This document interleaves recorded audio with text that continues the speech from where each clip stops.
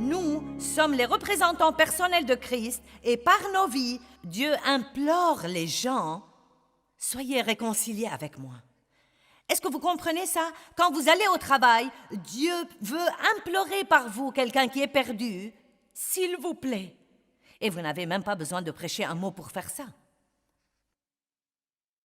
Vous dites, eh bien Joyce, je ne suis pas bon en témoignage. Que vos vies soient le témoignage. Si vous êtes assez courageux pour dire quelque chose et vous croyez que c'est le bon moment, dites-le dans l'amour. Donnez une Bible à quelqu'un, mais que vos propres vies soient le témoignage. Quand Dave a travaillé dans l'ingénierie, tout le monde savait qu'il était différent. Il le savait. Et je ne veux pas dire différent d'une façon bizarre, mais oui, il y avait des choses qu'il n'invitait pas Dave à faire. Il déjeunait tout seul beaucoup de fois. Quand leur mariage s'effondrait, non mais vraiment, tout le monde venait à lui. Même les gens qui s'étaient moqués de lui, même les gens qui lui avaient peut-être rendu la vie impossible ou ont essayé de le persécuter. Ils venaient à Dave, ils avaient de grandes planches à dessin à l'époque parce qu'ils étaient dans le domaine de l'ingénierie. Ils traînaient autour de sa planche à dessin. « Hey Dave, comment ça va aujourd'hui? » « Eh bien, vous savez, quoi que ce soit, je ne sais pas, qu'est-ce qui se passe? Vous savez, eh bien, ma femme m'a quitté, je me demandais si tu pouvais me parler un peu. » Vous voyez, si vous tenez bon, les gens viendront à vous. Car le jour viendra où ils seront assez désespérés qu'ils auront besoin de parler à quelqu'un. J'aime ce que cette femme a partagé dans cette présentation médiatique hier soir. Elle a dit « Je suis finalement arrivée au point où Dieu m'a donné le don du désespoir. » J'aime ça. Et nous devons prier pour ça, que Dieu donne aux gens non sauvés le don du désespoir. Je crois que ce serait merveilleux de prier pour que les gens en aient marre de leur vie. Mais que vont-ils faire si partout où qu'ils regardent, il n'y a que l'obscurité? Que vont-ils faire? Oh, vous êtes comme... Oh. Combien d'entre vous reconnaissent que c'est très facile d'aller dans le monde et de commencer à accepter des compromis et plutôt, vous savez, eh bien oui, vous savez, nous sommes croyants et vous savez, nous allons à l'église, nous avons un autocollant, vous savez, nous portons notre croix et... Mais, vous savez, nous voulons nous intégrer. Vous savez, nous nous intégrons un peu, juste un peu. Eh bien, si vous vous prosternez devant moi juste cette fois, si vous acceptez juste un petit compromis, vous pouvez obtenir cette promotion au travail car vous devez gagner plus d'argent et... Vous savez déjà que si vous n'acceptez pas de compromis, si vous tenez bon, vous ne serez vraiment pas promu. Allez, je raconte une bonne histoire qui est arrivée dans ma vie et je vais vous la raconter de nouveau car elle m'aide à faire passer mon message. Je travaillais dans une société de fruits de mer très longtemps avant de savoir quoi que ce soit au sujet d'être dans le ministère. Mais j'aimais vraiment Dieu et je ne voulais pas faire de mauvaises choses et j'étais comptable et... À la fin de chaque mois, nous envoyions à tous nos clients des relevés de compte leur indiquant leur solde. Mais de temps en temps, il y avait des clients qui avaient un crédit énorme. Et s'ils recevaient leur relevé avec un crédit, ils pouvaient attendre et laisser leurs achats futurs engloutir ce crédit. Mais parfois, ils nous appelaient et disaient « Pouvez-vous nous envoyer un chèque ?» Eh bien, ce client particulier avait un crédit de bonne taille. Et donc, mon patron est venu pour me dire. Il m'a dit « Je veux que tu débites ce montant et faire comme s'il avait fait des achats pour que, quand il reçoit le relevé, nous ne lui devions pas d'argent. » Eh bien, j'avais peur toute la journée et je me disais « Je ne peux pas faire ça, je sais que je ne peux pas faire ça, devrais-je le faire ?» Il était mon patron et je devais faire ce qu'il me disait de faire, je ne pouvais pas perdre mon travail. J'avais commencé à me soigner les dents et j'étais en plein milieu de cela. Et qu'allais-je faire si je perdais mon travail? Et toutes ces choses auxquelles nous pensons. Eh bien, je suis rentrée à la maison ce soir-là et j'étais si malheureuse. Qui sait ce que c'est que d'être si malheureux que vous pouvez à peine le supporter, jusqu'à ce que vous disiez finalement, bien, je vais faire ça à la manière de Dieu. Je suis allée au travail le lendemain matin, très sûre que j'allais être renvoyée, et je suis entrée et je lui ai dit, écoute, je sais que tu ne crois pas ce que je crois, mais je suis une femme chrétienne et je crois à la Bible et je crois vraiment qu'il serait mauvais que je fasse ça. Et je ne veux pas perdre mon travail, j'en ai besoin, mais je ne peux pas. Je ne peux pas faire ce que tu me demandes de faire, car j'offenserais Dieu si je le faisais. Et Mince alors, il a bredouillé et il a éclaté et il est devenu tout rouge. Reviens à ton bureau et travaille. Et j'ai continué à penser que j'allais être renvoyée. Finalement, à peu près 5 minutes avant le temps de quitter, j'imagine la bataille qu'il a dû combattre toute la journée, il est venu et il a flanqué ce relevé sur mon bureau et il m'a dit « Envoie-lui un chèque ». Je lui ai donc envoyé un chèque. Eh bien, le diable m'avait fait croire que je serais renvoyée si je faisais ce qu'il faut. Mais en fin de compte, j'ai continué à être promue dans cette société jusqu'à ce que la seule personne qui avait plus d'autorité que moi était lui. Et je n'étais pas assez instruite pour faire ce qu'on me payait pour faire. Donc, s'il vous plaît, s'il vous plaît, s'il vous plaît, n'acceptez pas de compromis. Vous savez, les richesses sont trompeuses. La Bible dit dans Marc 4 que beaucoup dans le monde sont trompés par les richesses et c'est avec ça que Satan essayait de tromper Jésus. Je peux te donner le monde, je peux te donner ceci et cela, je peux te donner une promotion, je peux soulager ta souffrance, tu pourras faire partie du groupe et tout ce que tu dois faire, c'est de te prosterner devant moi juste une fois. Et Jésus n'a même pas eu à y penser. Arrière de moi, Satan, car il est écrit. Quand est-ce que nous apprendrons que ce livre contient la vérité dont nous avons besoin pour nos vies?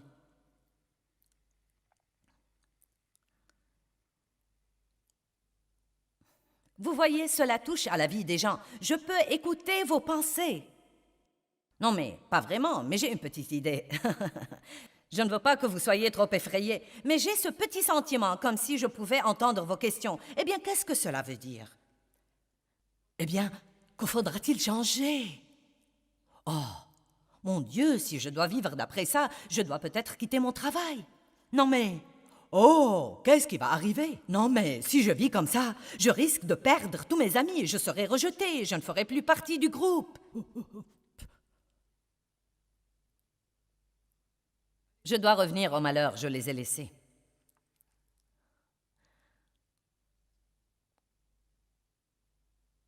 Vous savez quoi? Je crois que Dieu peut tout supporter à part l'hypocrisie. Et je vais dire une chose pour les jeunes aujourd'hui. Et à propos, les jeunes aujourd'hui sont peu impressionnés par les chrétiens. Car avant toute autre chose que vous voulez leur dire, ils veulent quelque chose de vrai.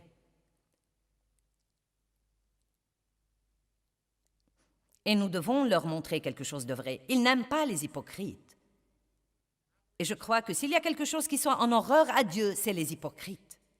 Je crois qu'il préférerait que vous soyez un pécheur plutôt que de se comporter comme une personne religieuse qui a toutes sortes de compromis et de choses cachées dans sa vie.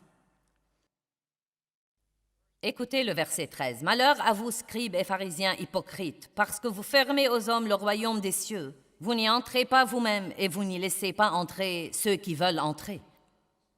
Malheur à vous, scribes et pharisiens hypocrites, parce que vous dévorez les maisons des veuves et que vous faites pour l'apparence de longues prières. » Oh oh. Oh oh. Vous n'aidez pas quelqu'un qui est dans le besoin, mais vous allez à la prière matinale à l'église. Ah, vous êtes encore endormi. Je me rappelle que je faisais ça. Je me rappelle que j'allais à la prière de 6 heures du matin 3 fois par semaine avec tous mes copains spirituels et nous crions contre le diable et marchions au pas autour de l'église. Et ensuite, je rentrais à la maison et ne pouvais même pas être respectueuse envers mon mari. Peut-être si je parle en termes plus clairs, nous comprendrons ça.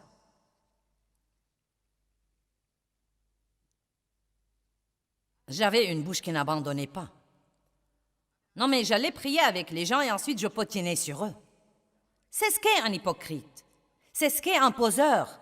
C'est un scribe et un pharisien. Ils savent quoi faire et ils sont disposés à dire à tous les autres que faire, mais ils ne le font que quand les gens les regardent. Peu m'importe comment les gens se comportent dans l'église, cela m'est complètement égal. L'important, c'est leur comportement à la maison derrière les portes fermées.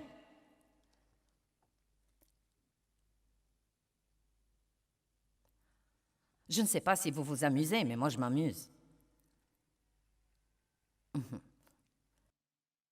Vous dites, je fais des erreurs et je n'y peux rien. Quand vous faites des erreurs et que vous n'y pouvez rien, vous devez vous repentir et demander à Dieu de vous pardonner. C'est immédiatement fait. Je ne parle pas de ne pas faire d'erreurs. Je parle d'avoir une attitude déterminée comme quoi je vais aller de l'avant. Je ne vais pas continuer à maltraiter les gens. Je ne vais pas être un poseur et un hypocrite. Je ne vais pas aller dans la société simplement pour m'intégrer. Dieu, j'ai besoin de courage. Je veux que tu me rendes courageux, s'il te plaît. Aide-moi, Dieu. Nous devons commencer à aborder ces questions et non pas flotter dans notre petit bateau religieux en pensant que tout va bien. Je n'ai pas le temps pour tous ces malheurs.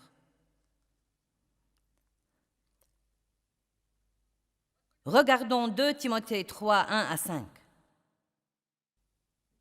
Je crois que plus que jamais dans l'histoire, et je sais que tout le monde a probablement dit ça, tous les prédicateurs qui ont jamais prêché ont probablement dit ce que je vous dis. Mais plus que tout autre moment dans l'histoire, il est vital que nous prenions position et que nous nous comportions comme si nous croyions ce que nous disons que nous croyons. Qui croit que Jésus reviendra bientôt? Bien, maintenant regardez-moi. Ne vous fâchez pas quand je vous dis ça, mais non, vous ne le croyez pas.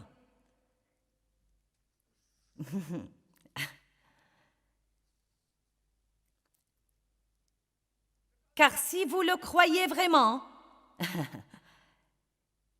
laissez-moi vous demander, si quelqu'un pouvait vous le dire et que vous ayez la certitude que Jésus revenait sur terre dimanche midi, y aurait-il quelque chose dans votre vie que vous changeriez immédiatement?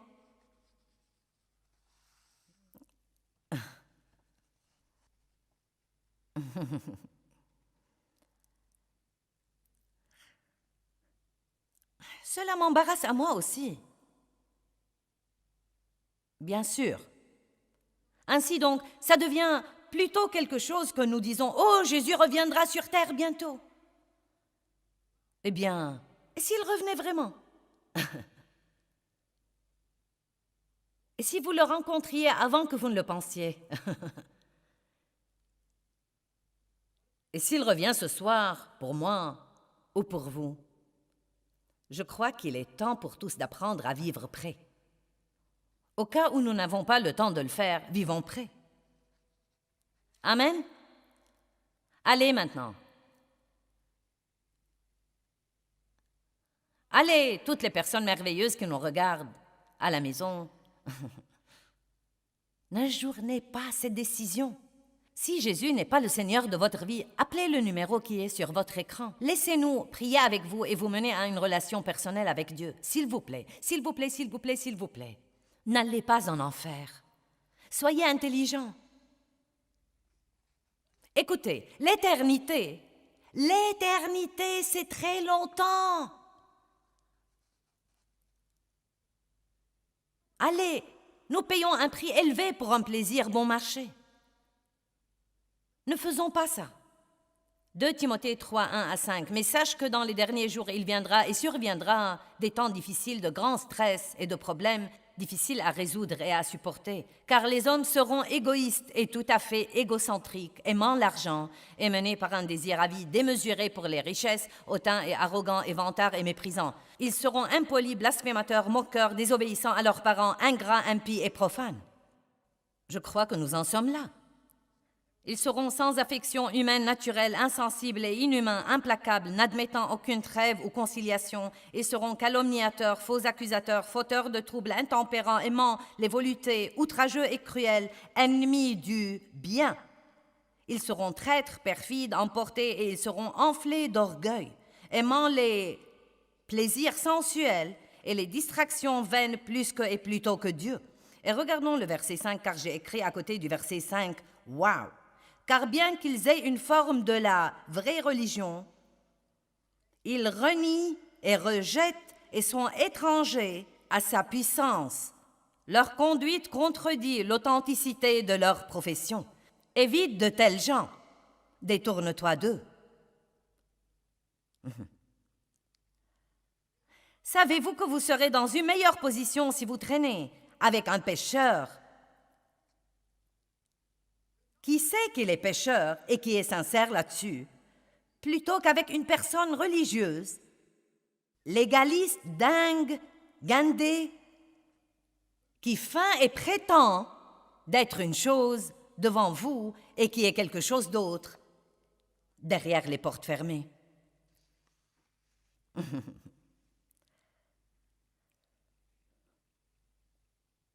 J'aurais bien besoin d'un café maintenant.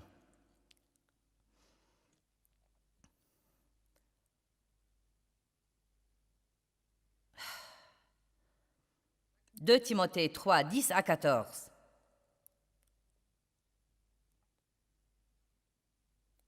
Vous aimez ça, n'est-ce pas? Je sais que vous pouvez supporter ça ici à Minneapolis parce que vous êtes ceux que Dieu m'a laissé harceler. J'ai pensé à ça, j'ai dit, Dieu, es-tu sûr que tu veux que je prêche ça à Minneapolis?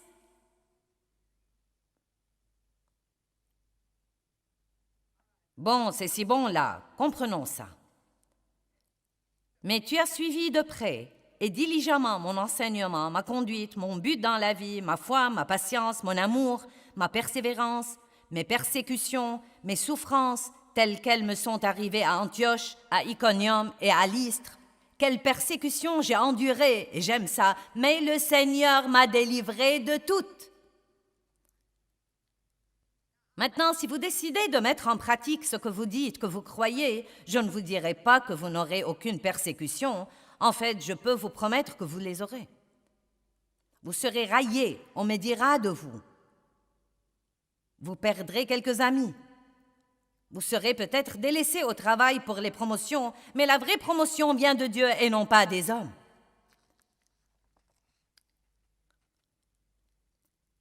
Et je peux vous révéler un petit secret que je crois de tout mon cœur. Cette situation m'est arrivée dans la société de fruits de mer pour laquelle je travaillais. Je crois que Dieu me testait. Je crois qu'il pensait à moi pour le travail que je fais en ce moment. Je crois vraiment ça. Et je crois que si j'avais accepté un compromis, je ne serais pas ici aujourd'hui.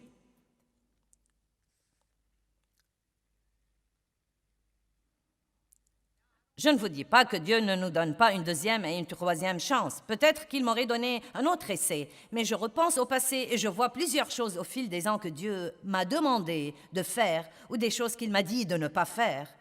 Et elles étaient essentielles pour moi pour être là où je suis aujourd'hui. Or, tous ceux qui prennent plaisir à la piété et sont déterminés à vivre avec piété dans le Christ Jésus seront persécutés. Ils souffriront à cause de leur attitude religieuse.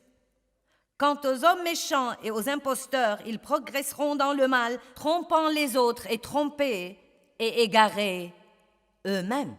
Regardez le verset 14. Mais toi, peu importe ce que font tous les autres, peu importe ce que font les autres chrétiens que vous connaissez, mais toi, demeure ferme dans ce que tu as appris et accepté comme certains, sachant de qui tu l'as appris. Quel est donc notre travail? Quel que soit ce que font les autres, nous sommes censés tenir ferme. Je veux vous lire encore un verset. Je dois parcourir mes notes pour y arriver. Je n'ai pas beaucoup prêché là-dessus. 2 Pierre 3, 10 et 11. Je peux sortir avec 4 messages. 2 Pierre 3, 10 et 11. Mais le jour du Seigneur viendra comme un voleur, jour où les cieux disparaîtront, passeront à grand fracas, et les éléments matériels embrasés de l'univers se dissoudront, et où la terre et ses œuvres qui sont en elle seront brûlées entièrement. Puisque toutes ces choses, comme dit la parole, doivent se dissoudre, ce que nous lisons dans le verset 10 est en train d'arriver. Nous n'en avons pas encore vu l'ampleur, mais un jour la trompette va sonner, le ciel va se retirer comme les vagues, et toutes les choses dans lesquelles nous avons tellement investi et que nous avons menti pour les avoir et accepté des compromis pour les avoir vont s'en aller. Donc il dit, puisque toutes ces choses doivent se dissoudre, quel genre de personne devriez-vous être en attendant? Je ne sais pas ce que vous en pensez, mais ça m'agace. Comment allons-nous vivre si ce merveilleux Sauveur que nous avons est mort pour nous donner cette vie et il nous a donné le privilège de travailler pour lui et d'être ses représentants sur terre? Puis-je vous dire quelque chose? Si vous travaillez pour Dieu et vous êtes ses employés, il s'occupera toujours de vous. Vous m'entendez? Et je ne parle pas d'avoir à travailler dans un ministère ou d'avoir le titre de révérend devant votre nom. Je distribue des demandes pour savoir qui veut travailler pour Dieu.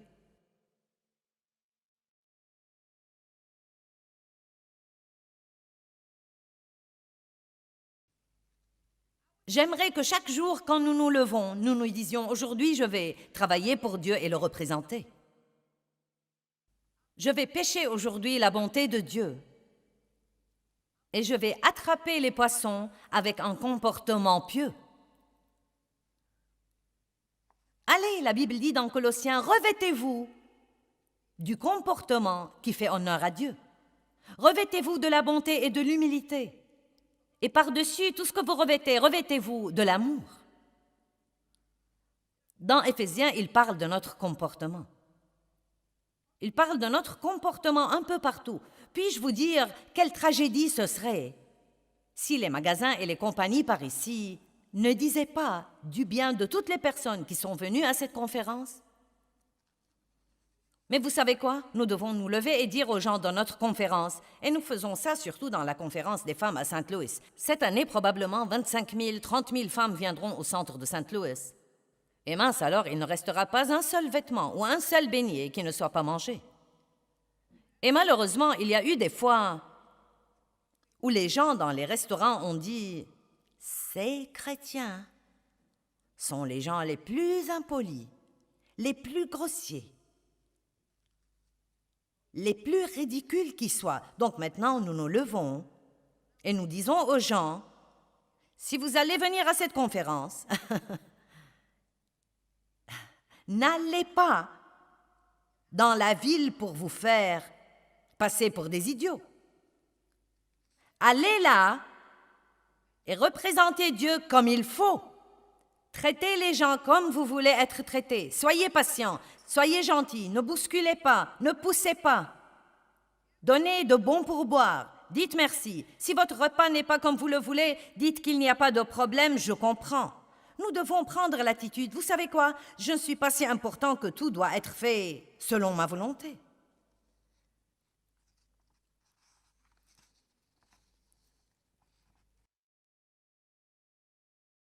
Et vous savez ce qui m'effraie? Non mais m'effraie vraiment. Ces gens pourraient venir s'asseoir tout le week-end dans une conférence comme ça et être ensuite méchants avec quelqu'un, même à la table des ressources. Et cela arrive tout le temps. Tout le temps. Poussés et bousculés. J'ai eu 2 dames qui se sont bagarrées une fois. Elles essayaient de s'asseoir dans la même place au premier rang.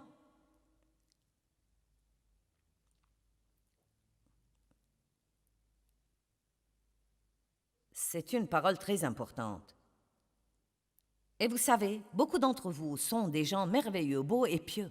Non, mais vous avez laissé Dieu travailler avec vous et vous avez un bon comportement et vous représentez Dieu vraiment bien. Dieu vous bénisse. J'espère que ça deviendra contagieux.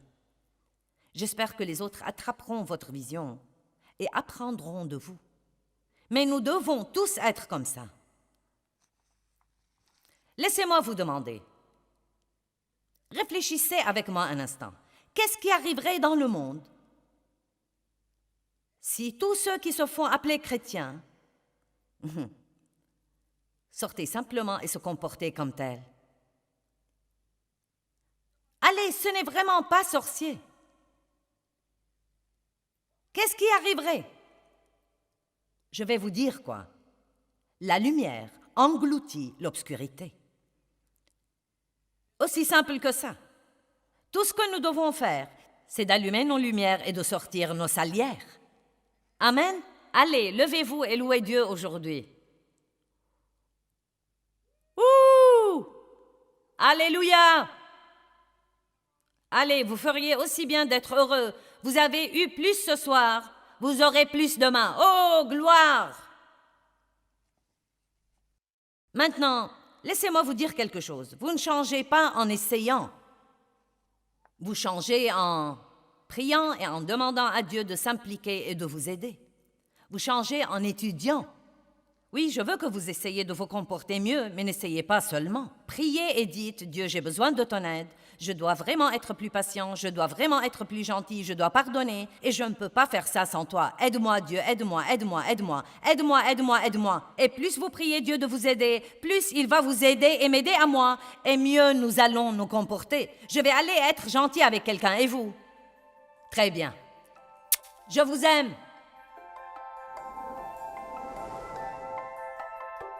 J'ai mentionné ceci dans cet enseignement, mais pensez-y encore une fois. Qu'arriverait-il dans le monde où nous vivons si tous ceux qui prétendent être chrétiens allaient en fait dans le monde et se comporter comme tels?